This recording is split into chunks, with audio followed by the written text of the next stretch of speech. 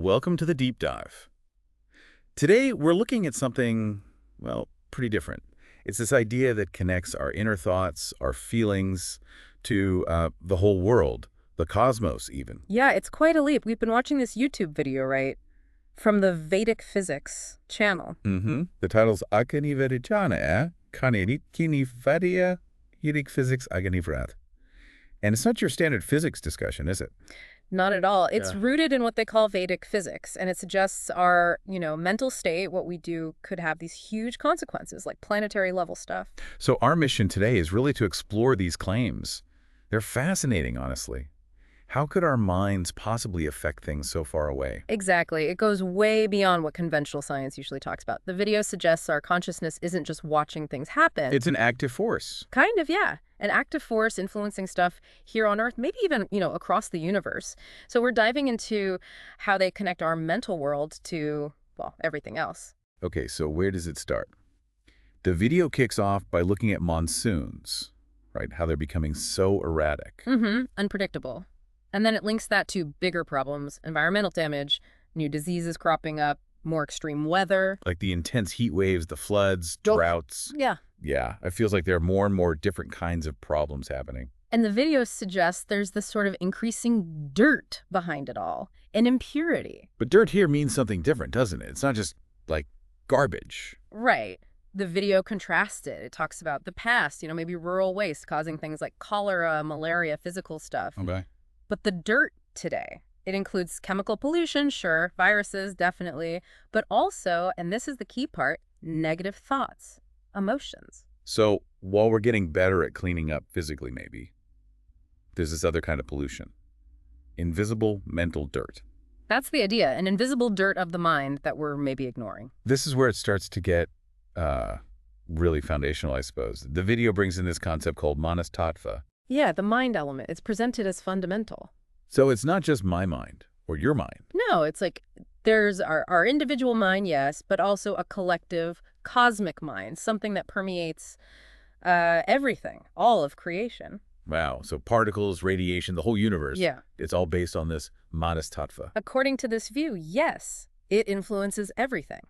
And the crucial point they make is that nature itself is pure. But we pollute our manas, our mind element. That's the claim. We're the source of the pollution in this cosmic mind. It sounds a bit like some philosophical ideas, a universal consciousness. It definitely echoes some of those traditions, but what's striking here is the direct causal link they're proposing. Between the state of this cosmic mind and things we can actually see happening. Exactly. Your thoughts, your emotions, they're not just internal. They create waves. And these waves affect both your own mind and this bigger cosmic manas tattva.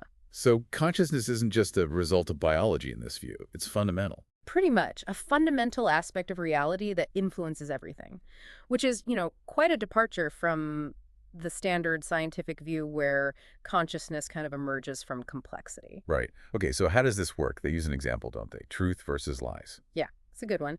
Telling the truth, the video says, brings inner harmony, no conflict inside. Makes sense. But lying, we all know that feeling, right? Your heart might race, maybe you sweat a bit. The stuff a lie detector looks for. Precisely. But the video pushes it further. It says lying doesn't just affect you physically in that moment. It affects your cells, your atoms, creates negative waves. That's the idea. It suggests the impact goes right down to the particle level and radiates outwards. And this is where it connects back to the manas tattva. Yes. The claim is that this influence, these waves from our mind, don't stop at our skin. They go out. They affect the collective consciousness. Across galaxies. Yeah. Affecting like planets and stars, even inanimate objects. That's the assertion. It's important to stress, while science sees the body's reaction to lying, this idea of it sending waves that affect the cosmos, that's more metaphysical. It's not scientifically proven then? No, not in the way we typically mean. It's part of this specific Vedic physics framework. Now get this. The video actually claims that a lie told right here could affect the sun, other planets, other galaxies. It's a huge claim. The analogy they use is like when you lie, your mind sort of trembles, right? There's a disturbance. And that mental tremor supposedly resonates outwards, affecting cosmic things like nuclear reactions in the sun. It's bold. Very bold. Does the video explain how like the mechanism for that connection across space. Not in, like, equations or conventional physics terms. Mhm. It relies on this fundamental interconnectedness through the manas tattva. It suggests our mental states have these non-local effects, meaning they can influence things instantly, regardless of distance, through this cosmic field. Okay. Then it goes into specific negative emotions, anger, for instance, right? Leading to sweating, maybe rapid breathing, cloudy judgment, things we recognize. And greed, attachment, they cause distress. Inner turmoil, yeah. Envy is described as like burning you up inside. Ego makes you unbalanced. Violence, cruelty, they obviously harm others, but the video says they harm the perpetrator too. Yes, on this sort of fundamental level. And sorrow, pain, even strong attachment or grief, they all supposedly create disruptive waves in this manas tattva. And the video suggests looking in the mirror when you feel these things, to see it on your face. Yeah, to see the physical manifestation of the inner state. It's presented as kind of evidence for this mind-body-cosmos link through the manas tattva. Each negative feeling adds to this larger cosmic disturbance. So individual negativity ripples outwards. That's the core concept. We've heard the big claim about minds affecting the cosmos. Now we're seeing how specific negative states are thought to fuel that. And these disturbances in the cosmic mind, they have real-world consequences, big ones. Apparently, yes.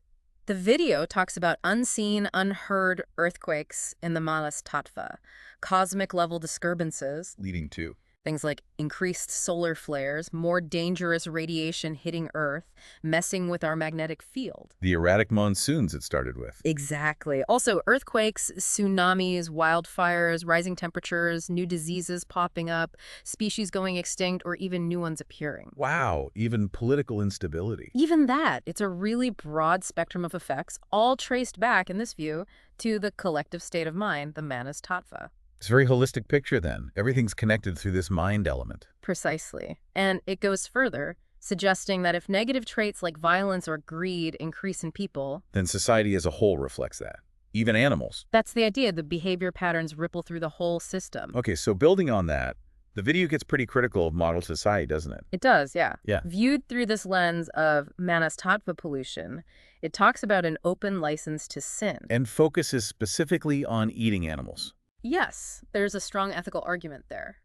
It questions our right, to kill beings we can't create or revive. It's tapping into some deep ethical debates there. Definitely. And it expresses disappointment, particularly with India's role in meat exports, given its traditions of nonviolence, ahimsa. Right. It mentions things like nil kranti for fishing, pink kranti for slaughter. Yeah, and even the dud kranti, the milk revolution, shifting away from indigenous cows. These are all framed as contributing to this mental or spiritual pollution. And it links this to a breakdown in trust. More crime. It does. It sees these as signs of decaying societal values stemming from this deeper issue. It's also critical of just focusing on materialistic development, right? Very critical. The argument is that chasing material stuff fuels desire, envy, and negative actions to get those things. And it points to developed nations, saying high rates of depression or violence there show this approach is flawed. Exactly. It suggests that focusing only on the material misses the crucial inner dimension, leading to these kinds of problems. The video doesn't hold back, does it?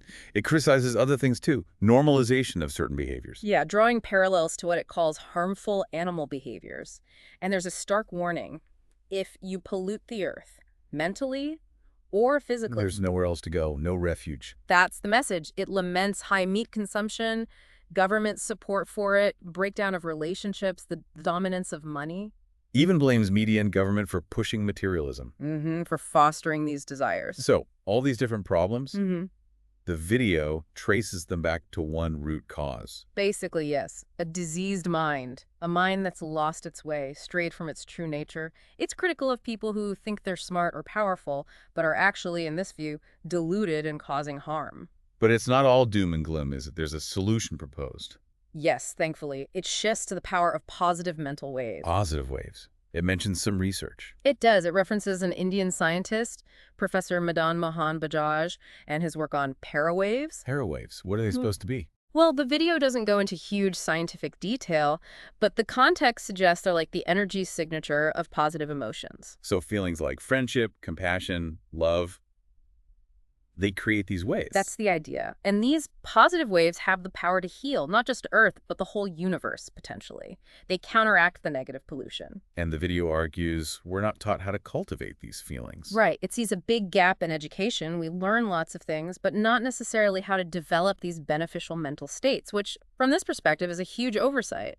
It also makes a distinction about love, doesn't it? True love versus something else. Yes, it contrasts what it sees as genuine selfless love like a mother cow and calf, or ideals from the Ramayana, with just, sensual pleasure or attachment. And it calls for a return to older values. Yeah. Truthfulness, detachment, emotional control. Exactly. It critiques the current climate of sort of constant opposition and negativity we see everywhere, personal lives, politics, society. And the lack of truth and justice that causes more cosmic problems. That's the assertion. Without that foundation, the disruption continues or gets worse. So after all this analysis and critique, what's the takeaway? What's the final message?